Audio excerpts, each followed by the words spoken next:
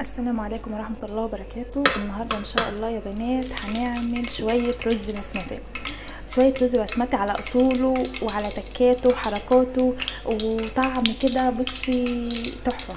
اول حاجة انا هجيب حلة احط فيها شوية زيت زي ما انا حاطة، احط فيها ورقة لورا وحبهان وعود قرفة، وهسيبه لما يتقطع فيه قطعة كويسة كده. ماشي، اللي عايز يحط ليمون مجفف يحط، بس انا ما بحبش فيه ليمون مجفف.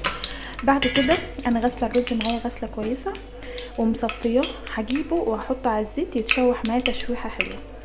بصوا اللهم صل على النبي، نزلت بالرز اهو، هقلب فيه شويه حلوه مع الورق اللورا والحبان والحاجات دي. خليه يتقلب في الزيت تقليبه كويسه. لما بيتقلب حتى لو حطيت عليه ميه ما بيتعجنش انت ولا بيحصل له حاجه. وبعدين الرز البسمتي يا بنات كل كوبايه رز بتاخد مج ونص ميه، يعني كل كوبايه رز حط لها مج ونص مج ونص ميه، تمام. وهو بيطلع معاكي زي العسل. سيبه يتشوح وهو مع في الزيت كده. هحط عليه مكعب نجم، تمام كده.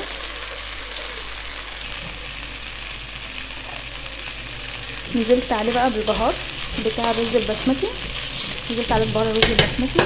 بصي الكيس ده بيجي من العطار او السوبر ماركت بتاع الرز البسمتي، وبتحطيه عليه ماشي مع مكعب الماجي وقلبي فيهم كويس.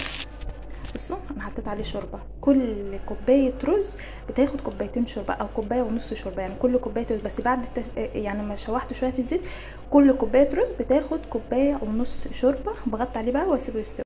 ما شاء الله، اللهم بارك. ده شكل الرز البسمتي، اللهم صل على كامل النور.